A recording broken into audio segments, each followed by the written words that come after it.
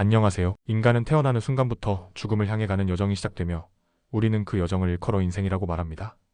그러나 어차피 가야 할 길이라지만 하필 암에 걸려서 간다면 억울하겠지요. 여러분, 그래서 오늘은 많은 분들이 싫어하는 병, 바로 암에 대해 이야기해 보려고 합니다. 암이라고 하면 마치 사형 선고처럼 느껴지는 경우가 많습니다. 하지만 암에 걸린다고 해서 반드시 죽는 것은 아닙니다. 오늘 영상에서는 암이 무엇인지, 어떻게 발생하는지, 그리고 우리가 암을 예방하고 극복할 수 있는 방법에 대해 알아보겠습니다. 암은 마치 미운 친구 같기도 합니다. 어떻게든 잊고 싶어도 어느 순간 슬그머니 나타나서 우리를 놀라게 하는 존재죠. 그런데 이 친구 알고 보면 의외로 허당일 수도 있습니다. 우리가 잘 알고 대비하면 생각보다 쉽게 상대할 수 있어요. 자, 지금부터 암과 한판 붙을 준비되셨나요? 암이란 간단히 말해 우리 몸에 반항하는 세포가 생겼다는 것입니다. 원래 세포는 규칙과 질서를 지켜야 하는데 갑자기 낯내기를 간다 하면서 다른 세포는 아랑곳하지 않고 다른 세포가 먹을 영양분까지 다 빼앗아 자기만 먹고 살을 찌운다는 것이지요. 그래서 점점 덩치가 커지고 퍼지면서 다른 정상 세포들의 활동을 방해하는 것입니다. 요놈의 행동을 가만 놔둔다면 우리 몸은 온통 암세포로 가득 차 결국 목숨을 잃게 됩니다. 세포를 자녀라고 생각해 봅시다. 부모가 잘 지도하면 착한 아이로 자라지만 방치하면 사고를 치기 시작하죠. 암세포도 마찬가지입니다. 몸 관리 잘하면 조용히 있지만 방심하면 슬금슬금 탈선을 시작하는 거죠. 많은 분들이 암이 마치 외부에서 갑자기 들어온 무서운 병이라고 생각하지만 사실 암은 우리 몸 안에서 자연스럽게 발생할 수 있는 것입니다. 우리 몸에는 수십 조의 세포가 존재하며 이 세포들은 끊임없이 분열하고 교체됩니다. 그런데 이 과정에서 유전자의 변이가 발생할 수 있으며 이러한 변이가 계속 쌓이면 세포가 정상적인 조절을 벗어나 통제되지 않은 성장을 하게 됩니다. 이것이 바로 암의 시작입니다. 사실 우리 몸은 매일 수천 개의 암세포를 만들고 있습니다. 그러나 다행히도 우리 몸에는 면역 시스템이 있어서 이런 비정상적인 세포들을 감지하고 제거하는 역할을 합니다. 즉, 암세포가 생긴다고 해서 무조건 암이 되는 것은 아닙니다. 문제는 이러한 변이가 계속 축적되고 면역 시스템이 이를 제대로 통제하지 못할 때 암으로 발전한다는 것입니다. 다음은 암으로 발전하는 위험 요소들에 대해 살펴보겠습니다. 암 발생에는 여러 가지 요인이 있습니다. 대표적으로 유전적 요인과 환경적 요인, 그리고 생활 습관 등이 있습니다. 유전적 요인이란 가족 중 특정 암에 걸린 사람이 많다면 암에 대한 유전적 요인이 있을 가능성이 높습니다. 하지만 유전적 요인이 있다고 해서 반드시 암에 걸리는 것은 아닙니다. 생활 습관과 환경에 따라 얼마든지 예방할 수 있습니다. 환경적 요인으로는 공해, 방사선, 유해 화학물질, 바이러스 등이 암을 유발할 수 있습니다. 예를 들어 자외선이 피부암을 유발할 수 있고 인유두종 바이러스 HPV가 자궁경부암의 원인이 될 수 있습니다. 다음으로는 잘못된 식습관, 흡연, 음주, 운동 부족, 스트레스 등은 암 발생 위험을 높이는 주요 요인입니다. 특히 가공식품과 붉은 고기를 많이 섭취하고 채소와 과일을 적게 먹는 식습관은 대장암, 위암 등의 위험을 증가시킬 수 있습니다. 암은 전이되는 것과 전이되지 않는 것으로 나뉩니다. 쉽게 말해 한 곳에만 머물러 있는 암과 여기저기 퍼지는 암이 있는 거죠. 퍼지는 암은 정말 관리가 중요합니다. 암은 특정 부위에서 더 잘 발생하는 경향이 있습니다. 예를 들면 폐암은 담배를 많이 피우는 사람에게서 잘 생기고 위암은 맵고 짠 음식을 많이 먹는 한국인에게 흔하죠. 그러니 생활 습관이 정말 중요합니다.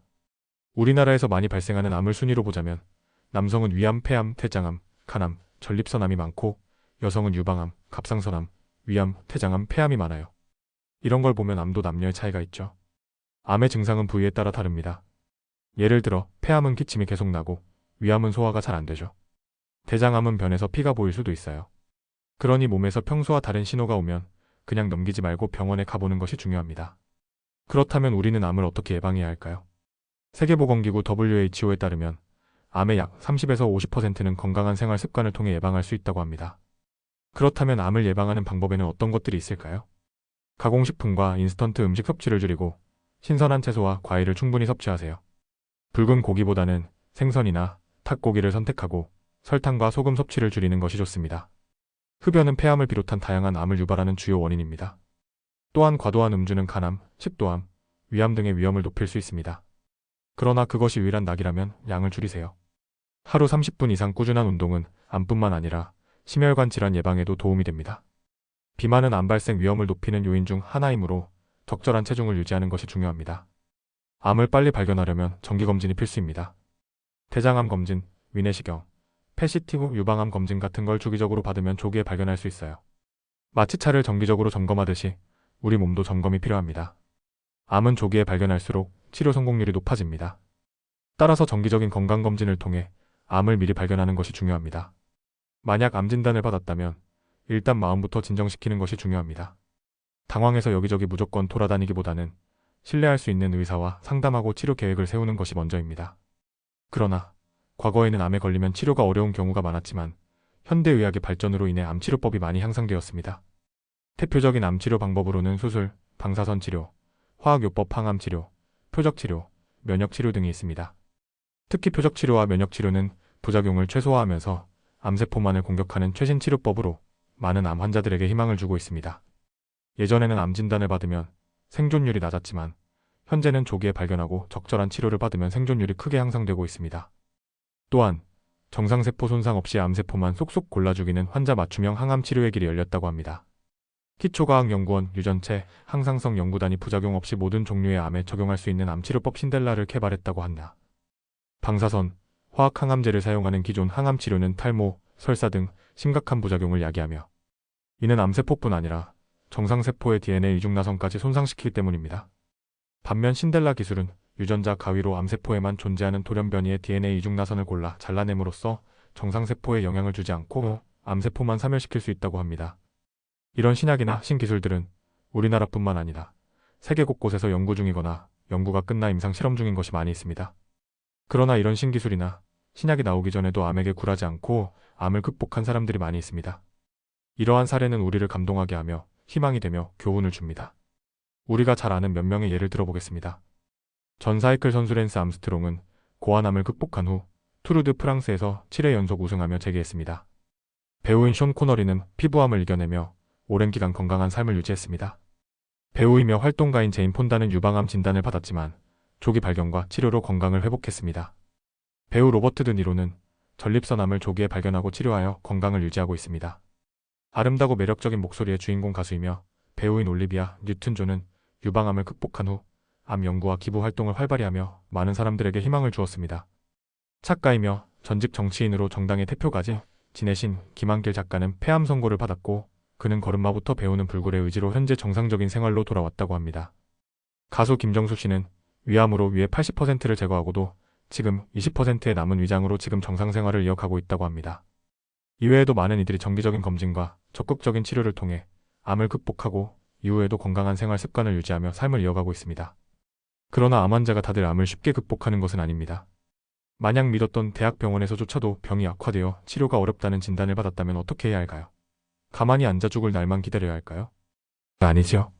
암을 이겨낸 사람들 중에는 자연치료, 식이요법 등 다양한 방법을 시도한 분들도 있습니다. 자연은 우리에게 훌륭한 의사가 될 수 있으니까요. 자연은 우리가 돌아가야 할 곳이기도 하고 우리에게 편안한 마음을 줍니다. 마음을 비우고 공기 좋고 물 맑은 시골로 떠나서 세상 만사 잊어 버리고 심신의 안정과 무공해 자연에서 육체와 마음의 병을 정화하는 것도 치료에 좋은 방법이 될 수 있다고 합니다. 우리는 종종 자연치료에 성공한 분들의 이야기를 들을 수 있으니까요. 자연치유를 돕는 시설들도 많이 생기고 있습니다.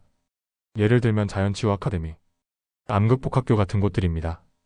또한 산으로 간 의사, 조병식의 자연치유 등과 같은 본인의 경험을 책으로 낸 것도 있습니다. 기회가 있다면 한번 읽어보는 것도 좋을 것 같습니다. 또한 암 환자는 심리적인 안정을 찾는 것이 매우 중요합니다.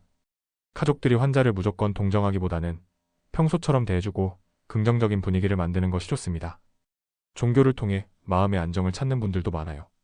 만약 병이 악화되어 생이 얼마 남지 않았다는 사실을 알게 되면 후회 없이 보내는 것이 중요합니다. 평소 해보고 싶었던 일, 사랑하는 사람들과의 시간, 자신의 마음을 정리하는 시간 등을 가지는 것이 좋습니다. 사전 의료 의향서를 작성하거나 존엄한 죽음을 준비하는 것도 의미가 있습니다. 죽기 전에 내가 미워했던 사람들, 고마웠던 사람들, 사랑했던 사람들에게 내가 사라 말을 할 수 있을 때 얼굴 마주보며 화해와 용서를 하는 사전 이별식 같은 것도 권해드립니다. 평소에 아끼던 물건을 사랑하는 사람들에게 나눠준다든가 유언장으로 내 의사를 확실하게 밝혀두는 것도 중요한 일입니다. 만약 본인이 사망보험에 가입했다면 죽은 후에 장례비에 쓰고 남은 보험금으로 평소에 이런저런 핑계로 실천하지 못했던 기부도 쉽게 할 수 있는 방법이 많이 있기도 합니다. 또한 종교적인 활동은 마음의 평온을 찾는데 많은 도움이 되며 신앙심이 깊은 환자의 임종이 대부분 평온한 것은 사후에 대한 신념이 확실하기 때문이기도 합니다. 그러나 암은 싫고 미운 병이지만 우리가 어떻게 관리하느냐에 따라 충분히 예방하고 치료할 수 있습니다. 우리는 미리 절망할 필요는 없습니다. 여러분도 건강한 생활 습관을 유지하고 정기적인 건강검진을 통해 암을 미리 예방하시길 바랍니다. 그리고 만약 암에 걸렸다고 해도 절망하지 마세요. 현대의학의 발전과 올바른 치료를 통해 극복할 수 있는 길이 많아지고 있습니다. 어차피 가야 할 길이지만 암 때문에 가는 일은 없었으면 좋겠습니다. 끝까지 함께 해주셔서 감사드리며 저의 이야기가 마음에 드셨다면 구독, 좋아요도 한번 부탁드리며 여러분의 건강을 응원합니다. 감사합니다.